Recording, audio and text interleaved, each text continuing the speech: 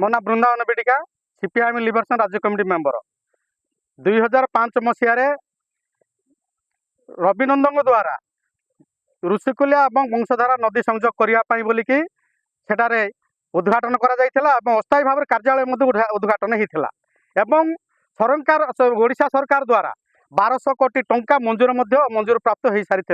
किंतु आज पर्यंत सेठारे पानी डंगर जल प्रकल्प हो कि नदी संयोगीकरण हो आज पर्यंत हो पारा ना किंतु वर्तमान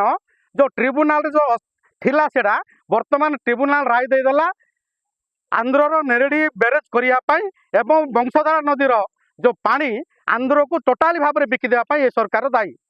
निष्पत्ति नहीं तेणु आम डिमांड करुचु आज आसी गुणुपुर उपजिलापाल कार्यालय पहुंचीचु और उपजिलापाल को आम दाबीपत्र देचु मुख्यमंत्री और प्रधानमंत्री उद्देश्य जे शीघ्र नदी संयोगीकरण करा जाऊ ता नहेले आसंता दिन में यही अंचल कृषक श्रमिक युवक छात्र एवं सीपीआईएम लिबरेशन नेतृत्व में बड़ धरण आंदोलन हम तेणु ये ओडिशा सरकार दायी रही उपर मुंडे जल प्रकल्प करने आवश्यकता अच्छी जहाद्वारा कि आम अंचल ओडिशार कृषक मान जलसेचन व्यवस्था एवं विद्युत सेठी बाहर करा कल कारखाना को पानी जोगाण करा पीवा पानी सुविधा हम तेणु आम नवेदन करुचु अनुरोध करुचु ओडिशा सरकार को शीघ्र जल प्रकल्प करंतु पानी डंगर ठारे। मो ना तिरुपति गोमांग सीपीआईएमएल लिबरेशन जिला संपादक आज सीपीआईएमएल लिबरेशन तरफ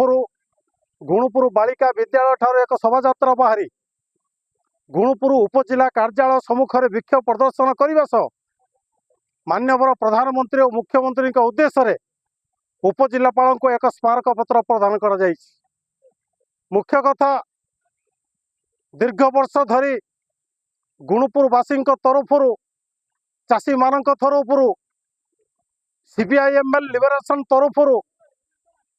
विभिन्न दाबी नहीं आम करुले सुधा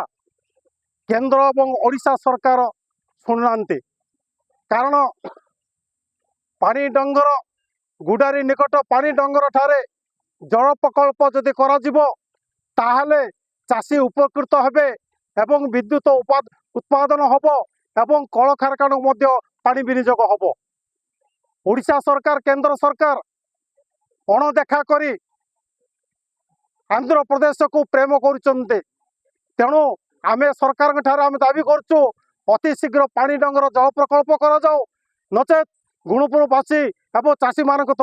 तीव्र आंदोलन हम से प्रशासन दायी रहिबो।